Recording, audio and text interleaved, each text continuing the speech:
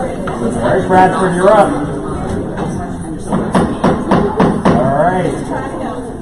Good morning, everybody. Welcome to Montgomery County House Delegation meeting for Friday, February 7th, 2020. Just to clarify something, even though the briefing from Senator Van Hollen is at the top of the agenda, he'll be down here at 9:30. Chair's discussion, we look around the agenda, we just always put those briefings up first. So sorry for the miscommunication that Council had on the time. We are going to bring up, though, since we're here, a couple of our mayors who are visiting today, the mayor of Rockville and the mayor of Poolsville. Did I get that right? All right, so why don't you come up and just give us a few quick minutes on MML priorities. Good morning, and thank you, everybody, and welcome, Bradford. So I know this delegate.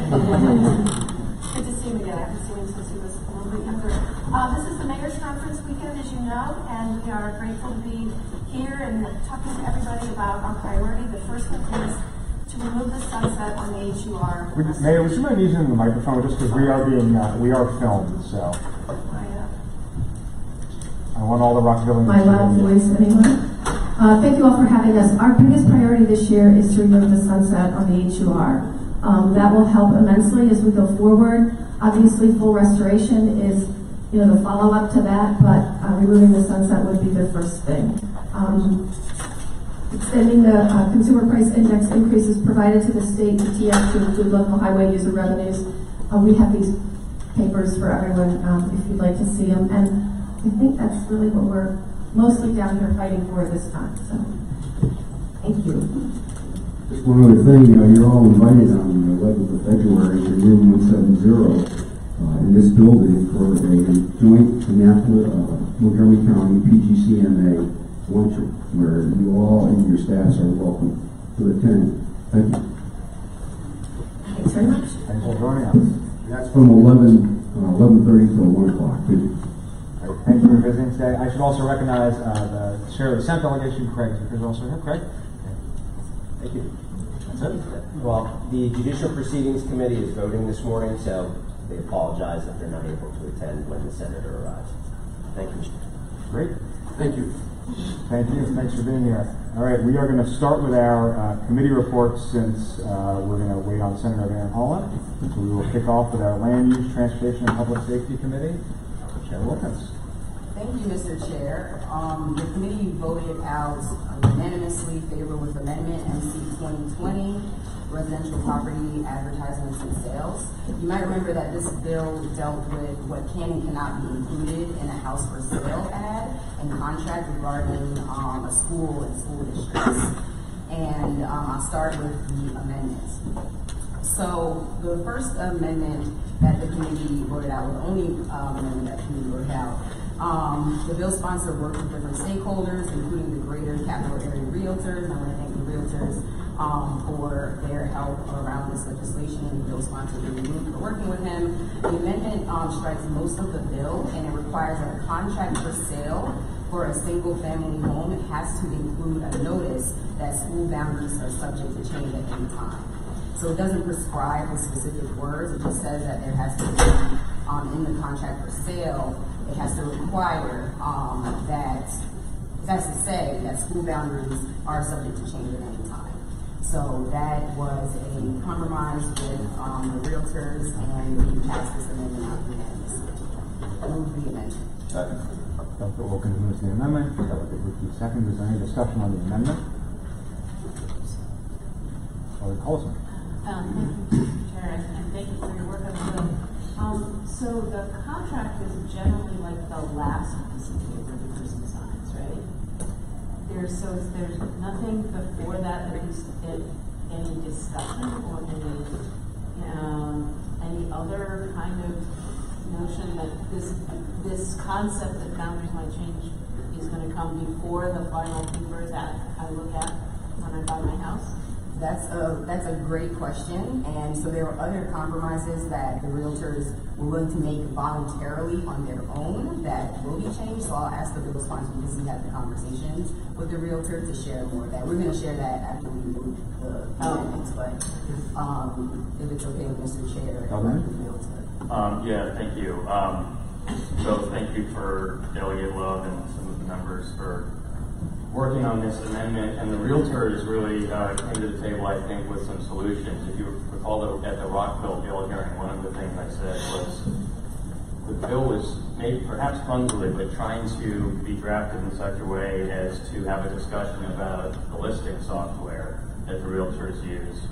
And so one of the reasons I'm fine with this amendment that basically cuts most of the bill is because the realtors sat down with the folks that they have designated to discuss edits to this software and are almost done working through their own process of ensuring school information is included on almost all of the listings, so that we're providing more information to more of the potential home buyers on the front end, and including this issue about potentially changing school boundaries at the front end.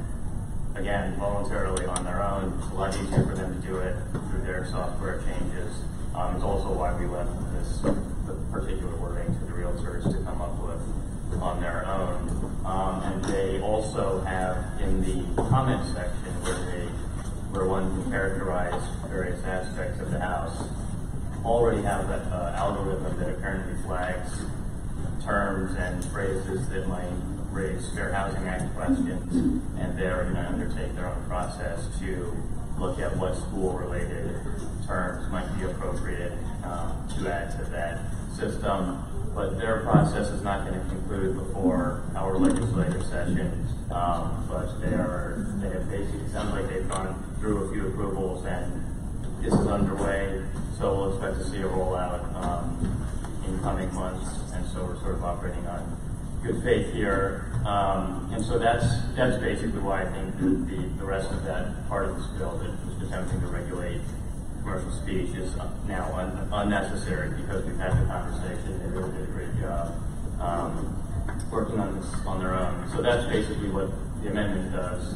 It cuts the bill because of that conversation, and just leaves this last part at the end of the process, as you know. So they're getting it at the front end and the back end. And the amendment also leaves intact the part of the bill where it says if they forget to include this disclaimer, it doesn't void the contract. If it's not initialed, it doesn't void the contract. It's purely for informational purposes that is going to be in there. So. Further discussion on the amendment. Okay. All those in favor of the amendment signify by saying aye. Aye. Any opposed? Amendment. The amendment carries. Are there any further amendments? Mr. Chair. So I have a one-word amendment I'd like to move, and just to change the effective date from July to October. This was also requested by the realtors because that coincides with when their form update process concludes, and so the effective date of the bill doesn't make sense to them, and so I moved in October effective date. Amendment, Kelly seconds. Just for point of clarification, you don't have the hard copy of the amendment on your desk because we discovered this issue last night, and I said I felt we could move it orally, since it's a simple month change, as opposed to delaying the bill by another week. So, is there any discussion on the amendment? Okay, all in favor of the amendment, signify by saying aye. Aye. Any opposed? Abstentions? Great, the amendment carries. Mr. Chair, I move the bill as amended. Alder Wilkins moves the bill. Seconds. Any discussion on the bill as amended? Okay. All in favor of the bill as amended, signify by saying aye. Aye. Any opposed? Any abstentions? Perfect. The bill passes. Alder Wilkins. The committee also moved unanimously favorable with amendment on MC 2620, public safety buildings used for agritourism.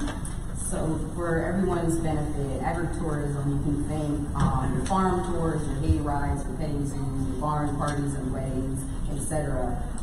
As introduced, this bill would add Montgomery County to the list of counties that can ease required permitting if there are 50 or less occupants for one of these types of activities.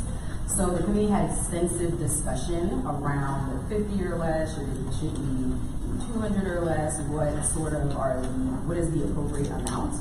So what this amendment does is that it adds Montgomery County to have the option of the 50 or less to ease permitting for these events. And it also provides an additional option for events that are 51 to 100 occupants, as long as the building meets certain requirements around egress and has certain width and spacing. We basically provide an additional option for companies and agribusiness that might want to have a slightly larger event. We found during the discussion that to go larger, there are other requirements, other things that kick in that just provide additional costs and a challenge for the county. And so this was a discussion with the county and some feedback from the businesses that utilize this, why we thought that adding the 50, but also having the option for 51 to 100 with some additional constraints would be appropriate. So that is the amendment that you have in front of you, and I move the amendment. Delegate Wilkins moves the amendment. Delegate Lukey seconds. Is there discussion? Delegate Parvay. Yeah, what are those additional constraints for 51 to 100? For 51 to 100, so it has to meet a certain width requirement, and it also has to have like certain exits and things like that. Is this, will Montgomery County be the first county in the state to have these kind of additional requirements like this, do you know? My understanding is no, because there is a 200 that I understand other counties do utilize. So no, we would not be the first to have that. Further discussion on that? Delegate Moon? Just to the chair's question, this would permit things they can't do at all in that facility. So it's just so people understand what the bill does. If you have a farm brewery or winery that has an outbuilding or barn or something like that, it was the case that they couldn't use that for, say, tastings or whatever, and then a 50, except you take up to 50 was the exception that was created in Montgomery. Is in that under regs right now and trying to move that to the code. Other counties allow 200, and so after this lengthy debate about the wineries and breweries and whatever, we created a third category that's 100. Yeah, Mr. Chairman, sure. Just if memory serves correctly, the 200 occupancy is typically for weddings, and so I take it then that the Montgomery County government didn't want to go beyond 100? Yeah, that's correct. Okay. Keeping weddings expensive in the county. It's a good excuse to not invite all your relatives. That's what destination weddings are for. Any further discussion or jokes about the amendment? Okay, all in favor of the amendment, signify by saying aye. Aye. Any opposed? Any abstentions? Okay, the amendment carries. I move the bill as amended. Second. Delegate Wilkins moves the bill. Delegate Lukey seconds. Any discussion? Okay, all those in favor of the bill as amended, signify by saying aye. Aye. Any opposed? Any abstentions? Great, the bill passes. Thank you, Delegate Wilkins. And we will now turn to the Economic Development Committee report. I think Delegate Stewart is. Yeah, I've got nothing but Delegate Stewart. Go ahead. Sure. So yesterday in the Economic Development Committee, the committee passed out on a 5-to-1 vote, I believe, NC 1220, the Stable Homes Act. I believe that the delegation is familiar with this bill. It passed out of the delegation last year, if memory serves correct. And it is in mostly the same posture as it was last year, but we have added 3 additional amendments. 2 are sponsor amendments. One of the sponsor amendments basically clarifies and adds a little bit more detail as it relates to the just cause for habitually late rent. And I guess for anyone who doesn't quite remember the provisions of the bill, what the bill overall does is it requires a just cause to be cited when a landlord chooses not to renew a lease for a tenant in a building in Montgomery County, a rental building in Montgomery County. And it lists a number of just causes.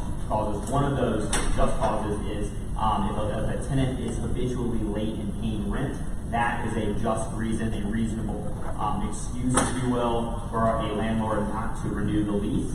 And so the sponsor, Delegate Wilkins, has added a little bit more detail about what it means to be habitually late on your rent, and that amendment passed. And then secondly, the second sponsor amendment was to remove and replace a section from last year's bill that passed requiring some county reporting data and it just replaces the data required for the county to report with data that they actually have access to.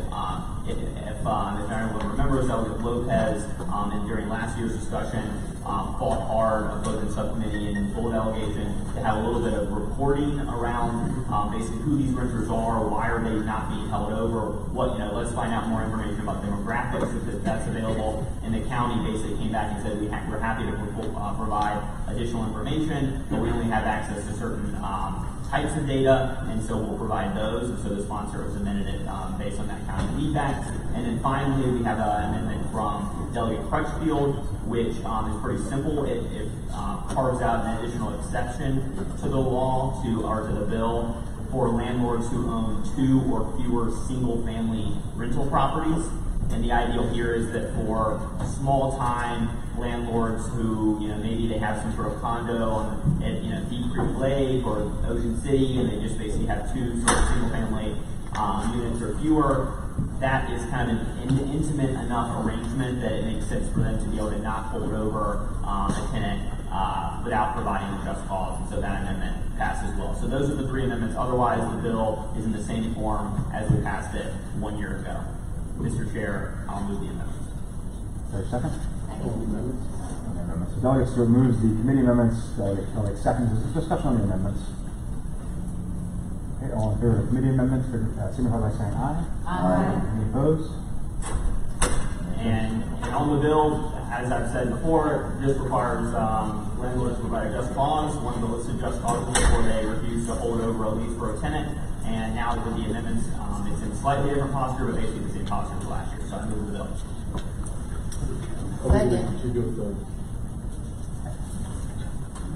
Is there going to be a lot of discussion on the same bill as last year? Okay, so hold on 1 second. Delegates to remove the bill. I think Delegate Wilkins, I'm sorry, who seconded? Delegate Wilkins second. Is there any discussion on the bill? Delegate Barber. Thank you. Okay, so I presume that if I'm a tenant and the landlord says, you're too noisy, I'm going to not renew your lease, and I say, I'm not too noisy, I'm going to stay here. What then happens? One of the just causes listed in the bill is quote-unquote disorderly conduct that disturbs other residents, and another just cause is quote-unquote substantial breach of the lease. My understanding is most leases forbid the kind of conduct where you disturb others. No, I'm not questioning that is a just cause. I'm saying if I, as the tenant, decide to say to the landlord, yeah, no, I don't think I'm that noisy. I'm going to stay in the apartment. Then what happens? What recourse does the landlord have at that point? Well, the landlord at that point, if the tenant disputes and stays anytime basically that the tenant is asked to leave and they do not leave, the proceeding would go to a court, and then a neutral arbiter would weigh the case. I mean, in most of these cases, honestly, whether you're dealing with this sort of scenario in the future or current scenario, the tenant's going to lose. Probably the tenant usually doesn't have representation. Okay. So I personally, just having experienced landlord-tenant court, I see where obviously you're heading. I don't think that it's going to be super onerous. It will cause a little bit of a delay because you have to get a court hearing. However, I would be shocked if the tenant started to prevail in instances like this where it's a he said, she said. Okay. First of all, Mr. Chairman, I just want to enter for the record the fact that at the public hearing, one of the witnesses implied that I bottled up the bill in my committee. In fact, the bill failed on a vote of 17-2. And of the 4 people who were off the Senate presenting bills, I think 3 of them would have voted against it. So it probably would have failed by a vote of 20-3. So I wanted that into the record. Secondly, last year in the debate, somebody said that the state of Oregon had legislation like this. That's not true, and I'm not aware of any state that's implemented this on a statewide level. So, I'm going to vote against the bill, and I'm going to basically summarize my debate from last year. First of all, as you probably know, the Office of Legislative Oversight did a comprehensive investigation of evictions in Montgomery County, and they found a couple of interesting things. Number one, they found that the number of people who were removed from their premises amounts to roughly 0.6% of the rental stock in the state in Montgomery County. That's number one. Number two, evictions have decreased every year between 2010 and 2017, every year. And number three, and most relevant to the last bit of debate, is that they found that the cost to evict a tenant ranged from $5,700 to $16,600. Now, as I probably noted last year, my wife and I sold our homes and we're renters in Rockville, and there was a tenant who was smoking pretty heavily, and we wanted the management company to evict them, and they said, that's kind of expensive, we just won't renew their lease. And we were kind of mad about it, but 4 months later, the lease wasn't renewed, and the management company didn't have to spend between $5,700 and $16,600 to accomplish what this bill would accomplish. So what does that mean? It means that there is, in fact, a gigantic economic disincentive against not renewing or evicting people gratuitously. And anybody who's been a landlord will tell you that it is very profitable to have tenants who stay and pay. That's number one. Number two, what effect will this have on the marketplace? We know that in DC and in Tacoma Park that has this legislation along with rent control, there's just been no construction of new housing stock as apartments. In DC, most of the buildings that go up that look like apartments are really luxury condos. And so really, there's a housing shortage based on legislation similar to this. So look, I'm not going to belabor the point. The fact of the matter is that the rent's so damn high because there is a shortage of housing stock in Montgomery County. A law like this is not going to help that situation. In fact, if this were to become law in the state of Maryland, I think you'd have to be an idiot to build an apartment building in the jurisdiction that had this. Now, I'm not going to go into the details of why, from a legal standpoint, this is very business unfriendly, but I will remind everybody that with the help of 2 Judiciary Committee members who are sitting in this delegation, I was able to make Maryland business unfriendly for offshore oil drillers by doing basically what this bill does, and that is completely flip around the burden of proof. Now, if you drill for oil off Ocean City and there's a spill, the burden of proof will be on the oil company, not on the injured parties. In this instance, the burden of proof and cost will be on the landlord. And I'll just conclude by saying that if you have a law-breaking tenant, the next door neighbors are not going to want to go into court to testify against them. If they're asked to testify against a neighbor, they're going to politely say no to the management company, and then they're going to look for a different place to live. For those reasons, I'm going to go against the bill. Thank you. I'm going to hit pause on the discussion so that we can hear from Senator Van Hollen, who's been patiently waiting. Senator, if you wouldn't mind using the microphone, and just a reminder, we're being live web streamed. All right, well, thank you. First of all, it's great to be with all of you. It's great to be out of Washington, D.C., here in Annapolis. And I was actually listening pretty attentively to the conversation. Brought back many of those earlier debates we had in the delegation. So thank you for what you do for Montgomery County and the state of Maryland. And what I want to do is, first of all, just invite any of you to contact me in my office if there are any issues where we can be helpful to you, whether it's on a constituent issue, where they're dealing with a federal agency or a federal matter. Please call me. Joan Kleiman, our state director, is here with me. And also just to offer our help on any of the issues that you're working on where we could be have federal participation as part of the effort. And I wanted to just briefly touch on some of the things we're dealing with in Congress that have a direct connection with your efforts here. And I want to thank you, Mr. Chairman, as well as Senator Zucker for co-chairing the delegation, and all of you for the invitation to be here. So really quickly, the good news is this. About a year ago, a little less than a year ago, we were in a government shutdown. Obviously, that had a terrible impact on Montgomery County and Maryland, given the strong federal presence there. The good news, and there's not a whole lot of good news coming out of Washington these days, but the good news was we were able to reach a bipartisan budget agreement. We actually were able to do it on a bipartisan basis in the House and the Senate. The White House was not a constructive player in this, as you might imagine, but in the end we were able to get it done, which meant that even though the Trump administration's budget really took an axe to a lot of important federal investments, including in many agencies in Montgomery County and the state of Maryland, we were able to reverse them all. And in fact, in many instances, like NIH, provide for a record investment, in that case, $44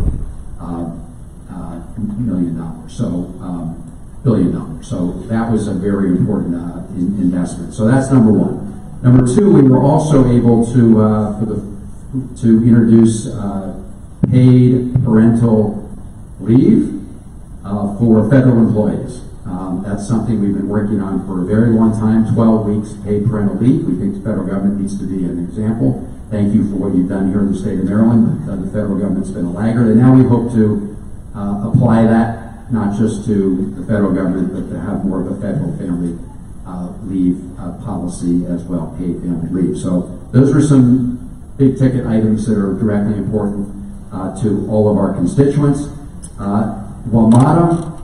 So, as you all know, and Delegate Gorman's been very involved with this, as many of you have, for the last 10 years, really 11 years, the federal government has made a $150 million annual investment into WMATA. Okay, so that has been a big benefit. No other metro system in the country gets a special federal additional allotment. Everyone gets their federal formula funds, but WMATA gets the $150 million on top of that because we are the nation's metro, because we are the metro system that takes so many federal employees to work. That has been our argument, and our colleagues have accepted that, and we hope they will continue to accept it. The reason I'm raising this is that the authorization, the 10-year authorization for WMATA funding has now expired. That doesn't mean that we can't continue to get the funds, and the first thing we're going to look at when the president's budget comes down on Monday is whether the $150 million for WMATA is in that budget. We've been pressing them very hard to keep it in the budget, even as we work to extend the authorization. We have legislation to do that. We've introduced it. Senator Cardin, myself, Warner Kane on the House side, Congresswoman Eleanor Holmes Norton. She's been pushing that as well. So we're trying to get another authorization through, actually increase somewhat the overall funding. But in the meantime, we've got to get the $150 million. Want to flag that. Purple Line, obviously there's a big federal investment there. Many of you are involved in that, trying to make sure that as it's built, we address local community issues, including for some of you, the hiker-biker trail.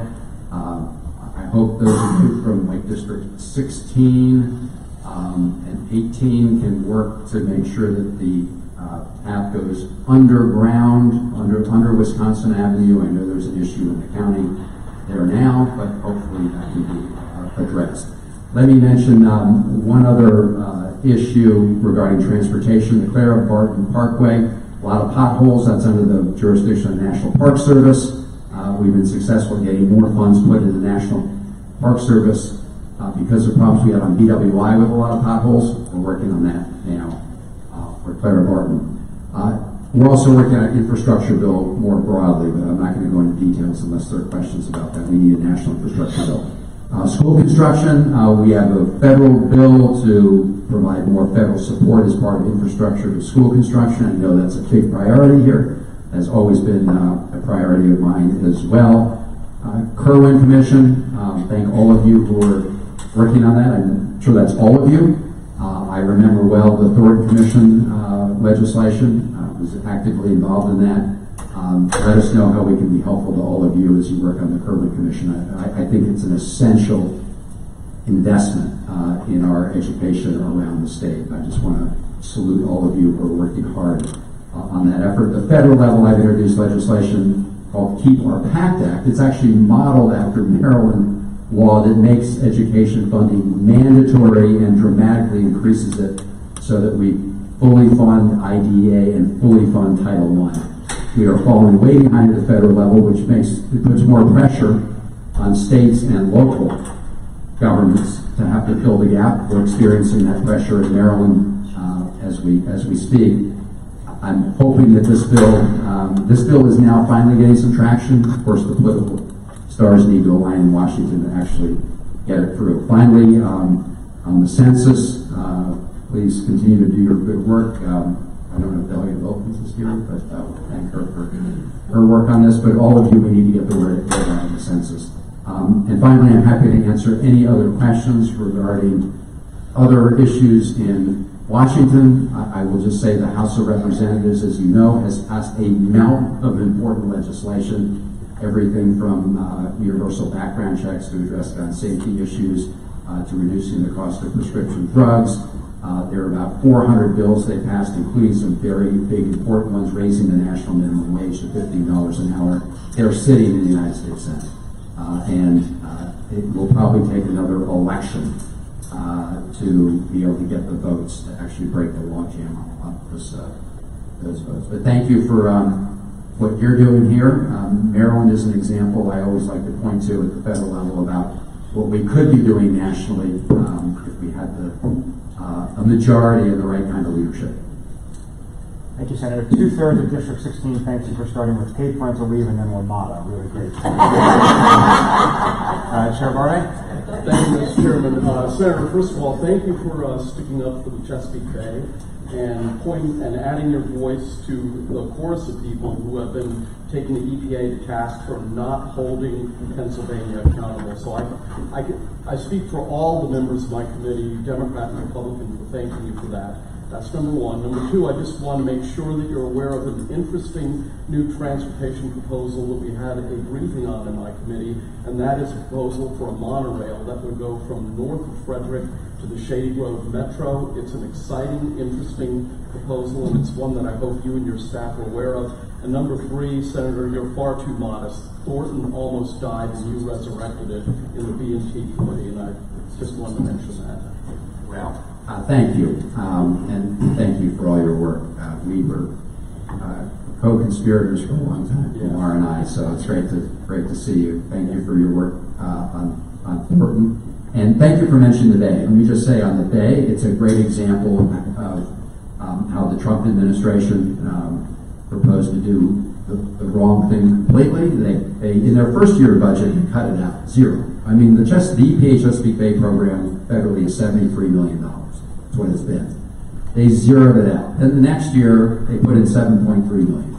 So for the first couple of years, we were able to keep the $73 million. This year, in a major victory, and it was the Maryland delegation worked very closely together, we were able to increase the federal funding for the Bay up to $85 million. So we are we had a big increase, and everybody worked very closely together.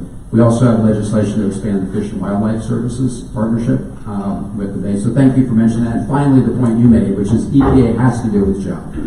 And that means make sure Pennsylvania does its share of the cleanup. They are falling way behind. And if we don't step in now, the years will just keep, ticking by. And we'll come to 2025 and we won't have at the target. So EPA's got to step up to do its share of the work. Thank you. Delegate Shepard. Thank you, Mr. Chair. Thank you, Senator, for all your incredible work on behalf of the state. I want to ask you a little bit about a FERC decision related to capacity markets and PJM, and ask you if your office has done anything on that, and if not, ask you to do something on that. And so just briefly, it's this arcane piece of the bigger energy puzzle, but within the context of PJM, the generators, who are primarily fossil fuel generators, have the vast majority of influence in that body, even though 13 states are in that. The state agencies, PSC and OBC, have almost no voice in the state. The state itself has no voice at all as a legislative body. So the fossil fuel generators have stacked the rules for years in their favor, but most recently their complaint to FERC succeeded in overrunning states' clean energy policies in a way that will result in increase in rates for ratepayers buying way more capacity than we need, but also making renewable energy more expensive, taking away the capacity payments to renewable energy, and essentially overrunning our ability to develop our own renewable energy mix within the state and on all the other 13 states. There's a FERC, part of it is this FERC issue, and FERC on its own is imploding, but in the meantime, before imploding, they've managed to pass this horrible decision once they finally got rid of all of enough Democrats to sort of insidiously kind of get the coal bailout into one more place.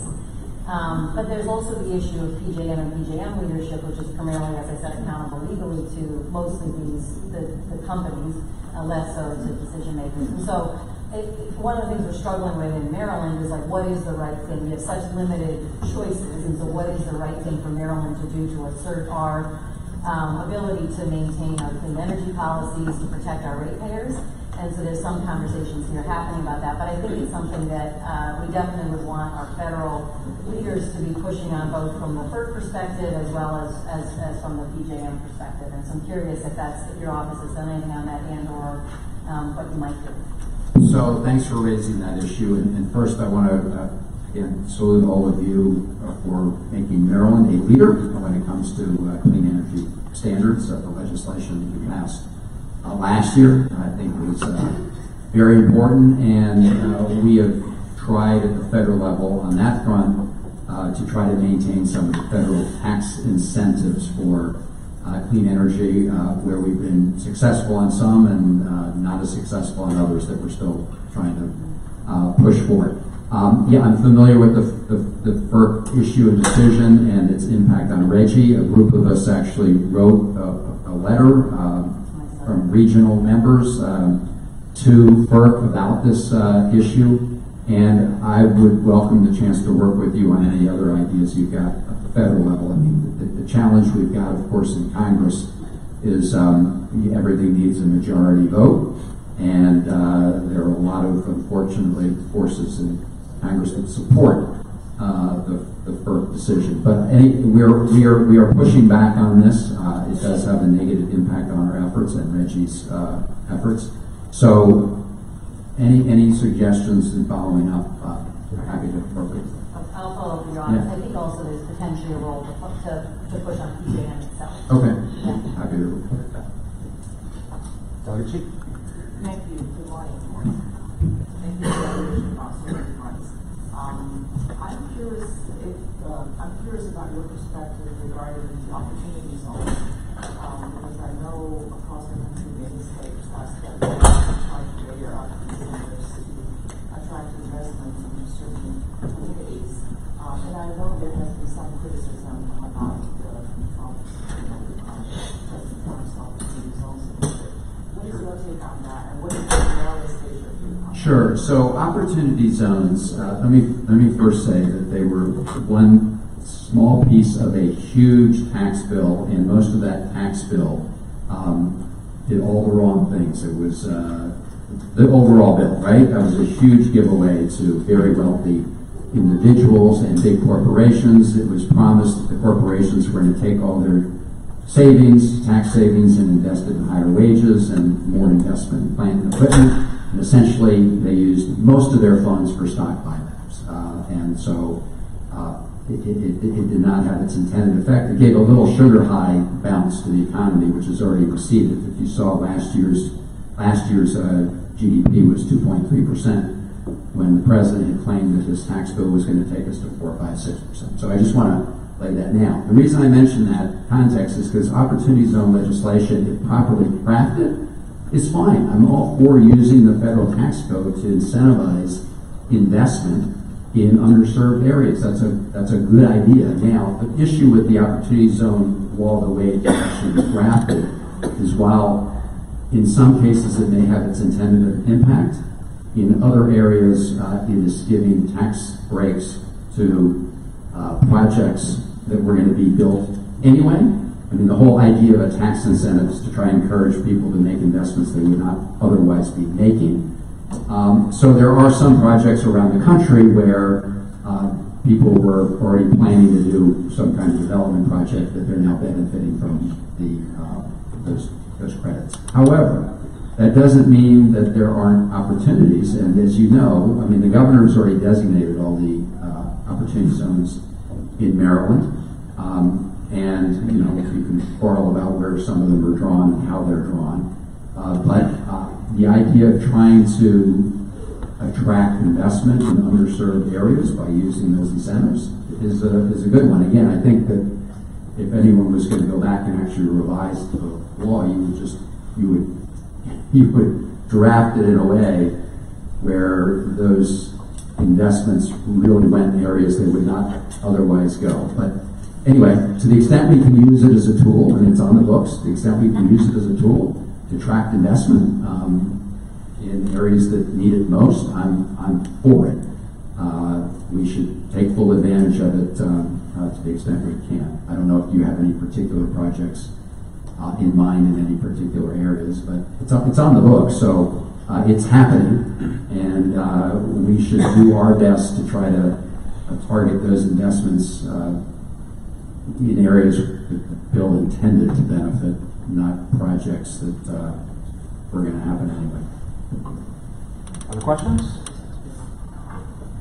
Great. Senator, thank you so much for joining us. Thank you all. It's great to start the day with all of you. Take care. Best wishes, and best wishes on the Kerwin Commission effort. All right. Thank you. We need to bring you into that room again. All right, colleagues, we will now turn back to the pending Economic Development Committee report. I believe Delegate Wilkins is up next for a discussion.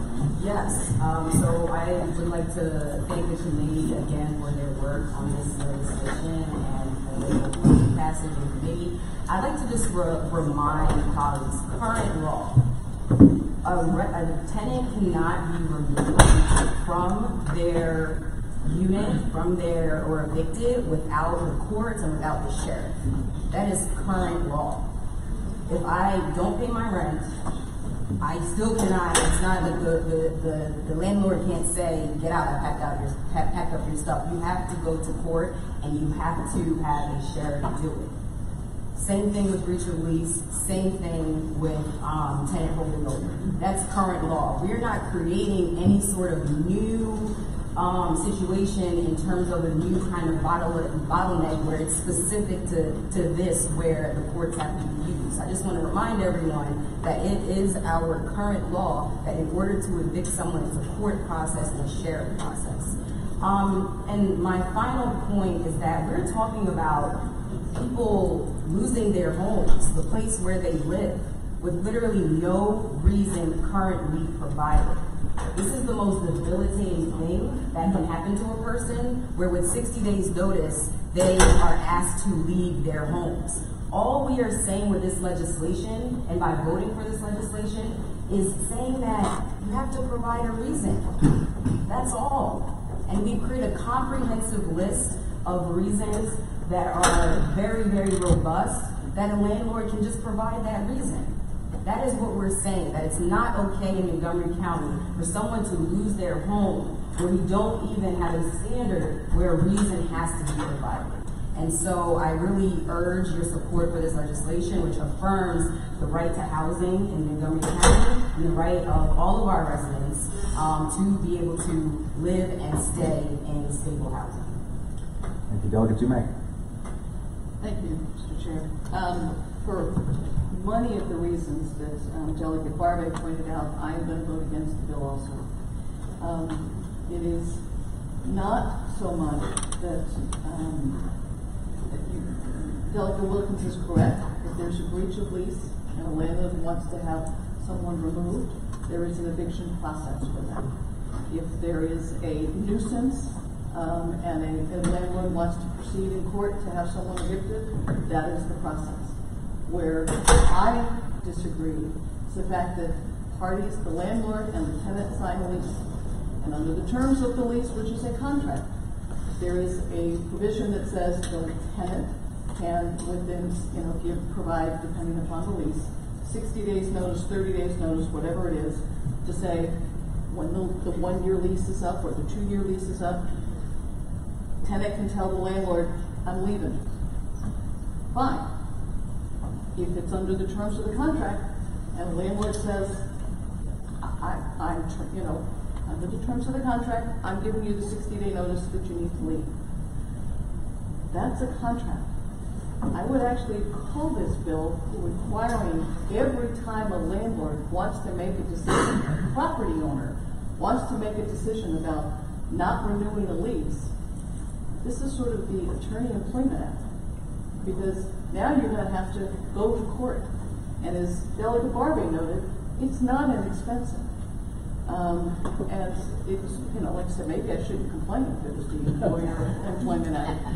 But I think it's a business call, and a business landowner or a building owner can make the decision when they want. Plus, there are certainly the circumstances. I was persuaded last year when Delegate Barbie talked about the tenant in his apartment where he was clearly, he or she, whomever, was a nuisance with the smoking. However, it's not just that the landlord lets it go and say, my other tenants told me this person is smoking.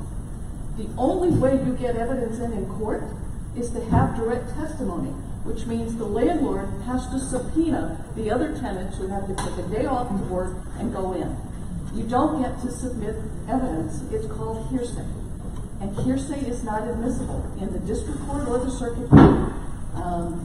So I just think it's a contract. The contract should be honored. Certainly, if the tenant holds over after being notified that the lease is going to be terminated or whatever, the landlord's going to have to go to court then. But if you sign a contract, then the contract should be honored, and I will be voting against the bill. And one other thing, if I'm a landlord in Montgomery County, I'm going to raise the rent because I know I will probably have more attorney's fees in the future than I have now. So I think it will result in some rent increases. Thank you. Any other discussion? Delegate Chief? Thank you. And I know how hard Delegate Wilkins has worked on this bill. And I am one very low income, struggling renter. I'm very sympathetic. If I have to take a side, I would be on the side of low income renters. Just so that I say that on the record. What I have problems with this bill is, first of all, I really do believe, even though the name now is changed to Stable Homes Act, most people believe this bill is about just cause eviction. But it really is about non-renewal of lease at the end of the contract. It is not about evicting someone during the contract. So I want to make sure people understand what the essence of this bill is. The second of all, I really believe this is not an issue that only exists in Montgomery County if it is an issue. So I would really push for my colleagues to consider making this a statewide bill. If you feel strongly about this, we often shoot ourselves in the foot and wonder how we messed up in the market and not taking into account human behavior and the reactions of all kinds of things. And then we don't even know where all the problems started, right? So I think we need to be very careful when we introduce local-only bills, and for those reasons, I have to vote against it. Thank you, Mr. Chair. Just really briefly, I want to concur with my colleague from District 15 that we should look at this statewide, but also based on precedents. We know that Montgomery County has led the state on a number of progressive legislation that we see in either stall or die at the state level. And so the reason why this particular piece of legislation is important is because Montgomery County has led the state on a number of non-discrimination legislation, and this is no different. Yes, the bill is entitled Stable Homes Act, and I think it's appropriately titled because this is about stability. This is about having a place to live, housing, and housing that is stable. And just cause is a part of that conversation. So I think it's appropriately titled. I do agree we need to look at it statewide, but Montgomery County has a history and a precedence of leading the state on a number of important non-discrimination legislation, and this is no different. I would ask that my colleagues not shirk away from the opportunity to once again show the state what is possible. And I will be voting in support of this legislation, and I want to thank my colleague, Delegate Wilkins, for all the work that she's been doing, along with a number of other stakeholder groups and organizations. Anyone else? bill as amended. We'll take it from the top. Yea is in favor of the bill, nay is. Delegate Acevedo. Yea. Delegate Barbe. No. Delegate Carr. Yes. Delegate Terkoubian. Yes. Delegate Crutchfield. No. Delegate Colliston. Yes. Delegate Dume. No. Delegate Fraser Hidalgo. No. Delegate Gilchrist. No. Delegate Kaiser. No. Delegate Kelly. Yes. Delegate Lopez. Yes. Delegate Lutke. Yes. Delegate Moon. Yes. Delegate Plakovich Carr. Yes. Delegate Cheney. No. Delegate Queen. Yes. Delegate Resnick. Yes. Delegate Shetty. Yes. Delegate Solomon. Yes. Delegate Stewart. Yes. Delegate Wilkins. Yes. Mr. Chair. Yes.